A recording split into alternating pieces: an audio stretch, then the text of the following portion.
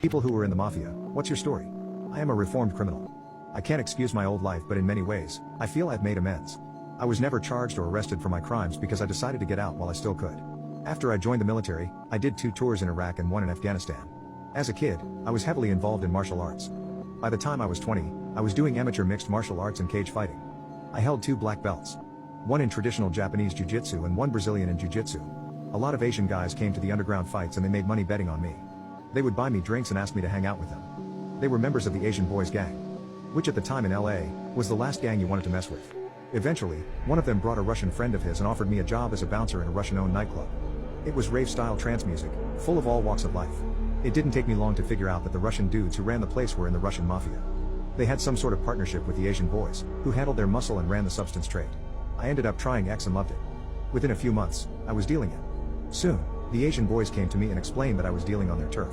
But it wasn't an argument or anything. They were actually really respectful but told me that they couldn't tolerate me dealing in the club. They insisted it was their market. Then I made a stupid decision. I said, look, I kick your guys out all the time for dealing here. And the cops come in a lot. How about you sell it to me and I'll push it for you in the club? I can move more than your guys, plus I know when the cops are around. They actually liked the idea. I was Irish, so there was no way they were going to recruit me into the Asian Boys. But they treated me like one of their own. I went to all of their house parties and they provided me with an endless stream of Asian girls. Before long, I was earning about $2,000 a week after kicking money upstairs to them and eventually the Russians. I saw people get busted before, so I was never flashy with my money. I drove an old 80s Toyota and stayed in my little apartment. I didn't want any attention and both the Asian Boys and the Russians loved that. As a bouncer, I had to get violent with a lot of people. And that slowly turned into getting violent with people who owed me money. The same went for my competition. I was confronted by a Latino gang member who had a problem with me for no reason.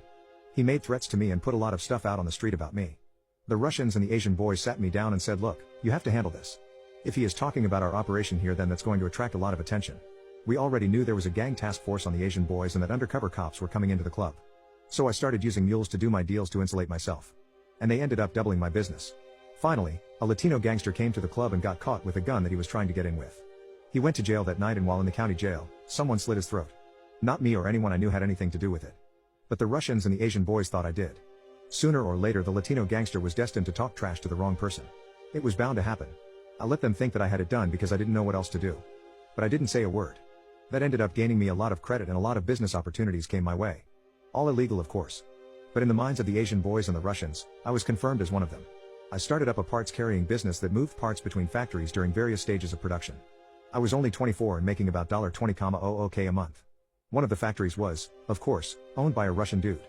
He had a scam going to launder money through his joint by falsifying parts that never existed to justify money transfers. One day, I got sent for by the Russians.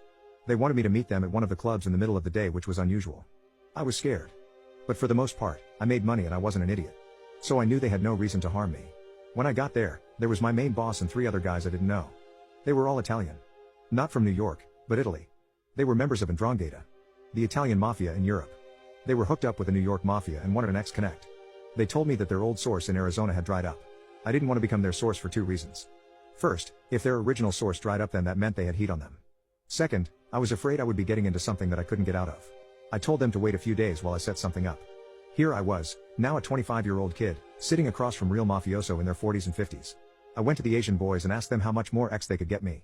I was dealing about 500 pills a week already. They told me they were maxed out and that it was getting harder to move. I knew it came from China and up through Mexico.